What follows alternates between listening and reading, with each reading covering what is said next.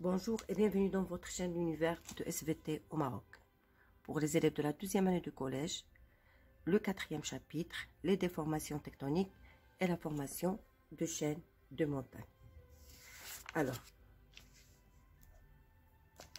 dans ce chapitre, on va voir tout d'abord les déformations tectoniques. Alors, concernant les déformations tectoniques,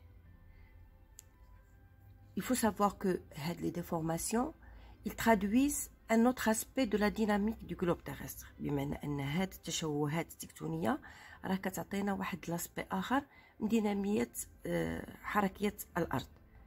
Alors, ces déformations sont dues aux contraintes subies par les roches qui constituent la croûte terrestre. وبالتالي فهاد القوى هي قوى تعرضت لها طبقات الصخرية للأرض. Alors, selon la nature des roches, alors qu'on a généralement les roches sédimentaires se forment ou bien sont sous forme de couches ou bien de strates superposées l'une après l'autre, et selon la nature des roches, on peut distinguer deux types de déformations tectoniques. Il y a imma les failles, les huma الفوالق, ou bien les plis, les huma طيات. وبطبيعة الحال هاد الشي راجع للشكل أو نوع الصخور اللي كتكوننا هاد الطبقات الصخرية. Alors j'ai dit dans ce chapitre, on va voir deux types de déformations tectoniques. غادي نشوفوا جوج الأنواع نتاع التشوهات التكتونية. Alors النوع الأول اللي غادي نشوفوه هو الفوالق، les failles. Après, la deuxième séquence, غادي نشوفوا les plis اللي هما الطيات. Alors, أول حاجة خصنا نعرفوا شنو هما أنواع الفوالق وأنواع الطيات، ونشوفوا بعد ذلك شنو هي العلاقة ما بين les déformations tectoniques، يعني هاد التشوهات، ولا ناتور دي فورس تكتونيك، يعني وطبيعة القوى اللي خلاتهم يتكونوا لنا هاد الفوالق وهاد الطيات. Alors, comme toujours, on commence par je pose le problème. Alors, j'ai dit que la nature des roches détermine leur réaction vis-à-vis des forces tectoniques. بمعنى أن طبيعة الصخور، وهنا كنقصدو الصخور الصخرية، هي اللي غادي تحدد لنا كيفاش غادي تأثر هاد القوى التكتونية على هاد الصخور. بمعنى إلا كانت عندنا صخور اللي هي جد صلبة، فبطبيعة الحال غادي يوقع لها كسر، وهو اللي كنسميوه فالق. اما الا كانت عندنا صخور اللي هي لينه، دي روش اللي هما سوبل، الوغ دون سو كا غادي نحصلوا على ما يسمى لي بلي، او غادي تشكلوا لنا طيات. الوغ قلنا في هاد لاكتيفيتي ولا في هاد لا سيكونس، في هاد المقطع غادي نبداو بالنوع اللي هو الاول اللي هو لي فاي. الوغ tout d'abord on va voir les déformations cassantes اللي هما لي فاي. Alors tout d'abord on commence par l'activité 1, les principaux types de failles. وغادي نبداو bien sûr بلي déformations cassantes اللي هما les failles اللي هما التشوهات الانكسارية. Alors tout d'abord غادي نعطيو التعريف d'une faille. Alors اللي خصكم تعرفوا أن la faille c'est une cassure qui affecte les roches rigides. بمعنى أن الفالق هو واحد الكسر اللي كيصيب الصخور اللي كتكون غالبا صلبه. Elle est caractérisée par un déplacement relatif de deux blocs de roches qui résulte de la cassure. وبالتالي فغادي نحصلوا على واحد التحركيه لكتلتي الفالق اللي نتجوا على هاد الكسر. بالتالي alors on distingue dans ce cas un compartiment qui est surélevé et un compartiment qui est abaissé. وبالتالي فغادي نحصلوا على كتلتين، كتله اللي غادي تكون مرفوعه وكتله اللي غادي تكون مخفوضه. Très bien. Alors, vous voyez ici, le premier document nous montre un paysage présentant une faille normale. Et le deuxième paysage présente une faille qui est inverse. Ou par la suite, غادي نشوفوا quelle est la différence entre les deux types de failles. Donc, la différence, غادي نعطيها لكم ملي غادي نديرو un petit tableau qu'on a sur le livre document qui montre 4 types de failles avec leurs caractéristiques. إذا قلنا غادي نشرح لكم الفرق ما بين هاد الأنواع ما بين لا فاي نورمال إلى لا فاي انفيرس. غادي نشوفوها خلال ملأنا لواحد الجدول عندنا في دفتر الوثائق، وغادي نحطو فيه مواصفات أو الخاصيات نتاع هاد الأنواع بجوج. Très bien. Alors, plutôt le deuxième document. Alors, comme vous voyez ici, on a les différents types de failles. Très bien. Alors, les principaux types de failles. Alors, une faille est une cassure qui s'accompagne d'un déplacement de blocage affecté selon un plan dit plan de faille. Alors, c'est ce que je viens d'expliquer. Ainsi, on distingue un compartiment surélevé et un compartiment abaissé. Alors, les forces sont représentées dans les trois documents A, B et C sous forme de flèches. Les flèches peuvent être soit compressives ou distensives. Ça veut dire que j'ai dit que la faille, elle est due à des contraintes. Les contraintes, ce ne sont autres que des forces tectoniques qui sont liées au mouvement des plaques et qui affectent bien sûr l'écorce terrestre. Alors on a deux types de flèches, donc deux types de forces. Il y a des forces d'extension, il y a des flèches des forces de compression, compressives. Alors dans le cas d'extension, vous voyez ici, alors la même chose, on va trouver un compartiment abaissé et un compartiment surélevé. Et dans le cas aussi de la compression, on a la même chose, compartiment surélevé, compartiment abaissé. Mais comme vous voyez ici, entre les deux, alors on peut même remarquer que dans le premier cas, on a un éloignement des deux compartiments l'un de l'autre.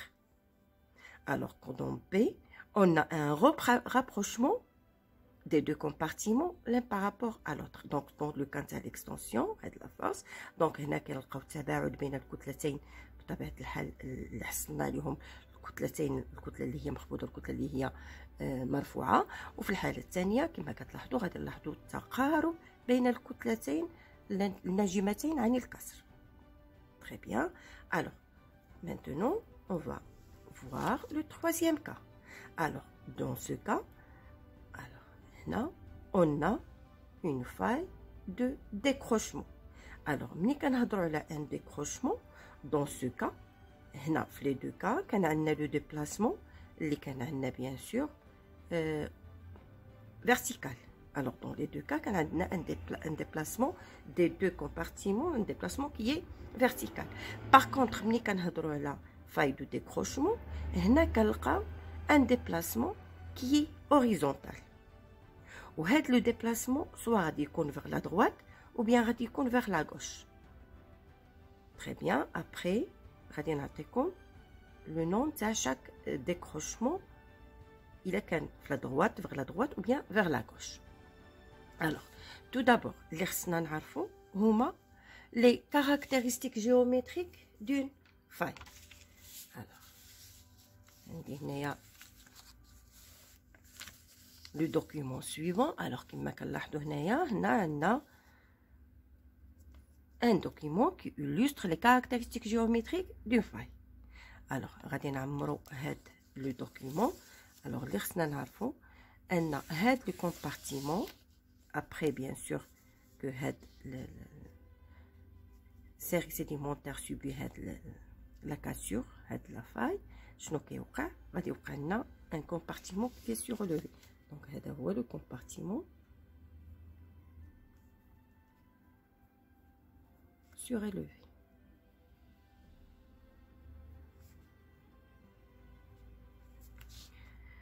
Alors, par contre, le compartiment abaissé, alors هنا غادي نهضروا على le compartiment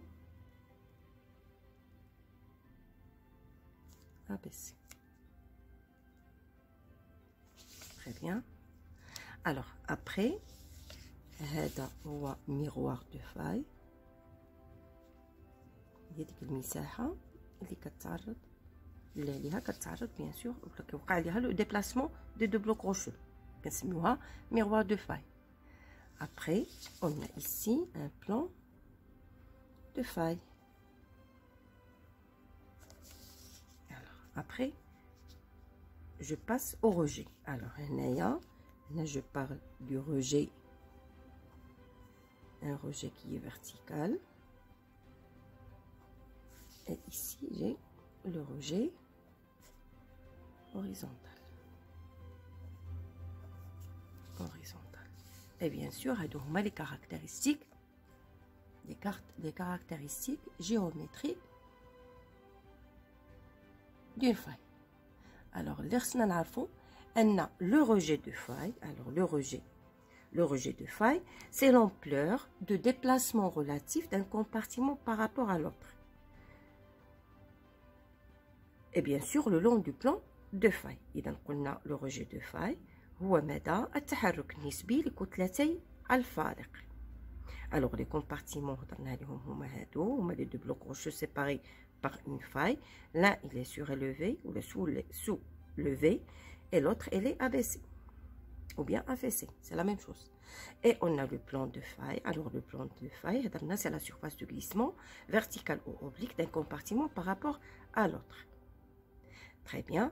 Alors, maintenant, je passe pour voir les différents types de failles. Très bien. Alors, j'ai dit que selon l'intensité et le sens de contrainte tectonique, soit convergent, soit des forces convergentes, ça veut dire de rapprochement, ou bien de divergence, ça veut dire d'éloignement, que subissent les roches, on distingue. Alors, on a parlé d'une faille qui est normale. Alors, les failles normales, c'est lorsqu'il y a éloignement. Alors là, le premier type, c'est faille normale.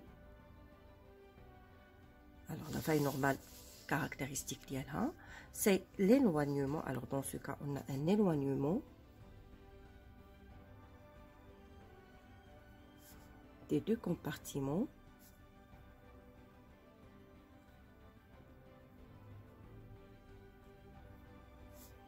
l'un par rapport à l'autre. L'un par rapport à l'autre. Très bien. Alors, les forces qu'on a, on a des forces d'extension. Deuxième type de faille, ce qu'on appelle faille inverse. Alors, toujours dans ces deux cas, on a un déplacement qui est bien sûr vertical. Alors, la faille inverse, alors la première des choses qu'on remarque, ce sont les contraintes compressives. Alors, dans ce cas, on a un rapprochement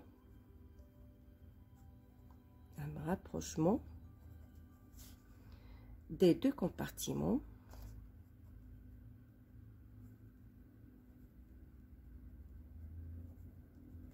l'un par rapport à l'autre.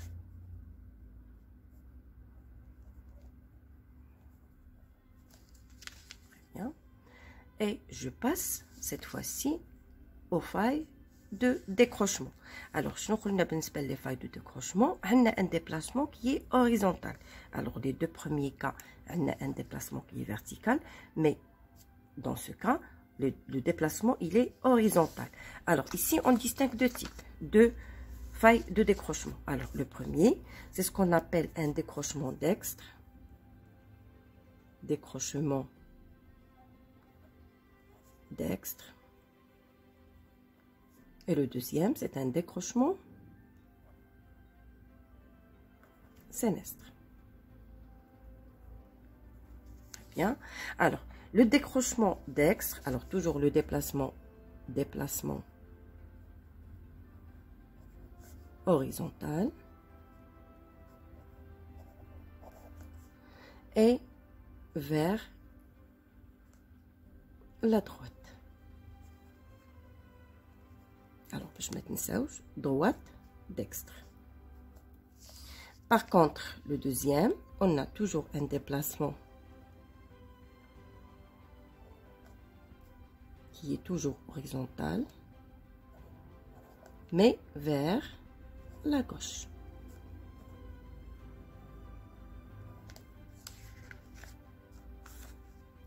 On a le déplacement dans le sens des aiguilles d'une montre pour dextre et le déplacement à l'inverse ou bien au sens contraire des aiguilles d'une montre pour le déplacement qui est le décrochement qui est sinistre. Très bien. Après, je passe pour voir l'activité 2.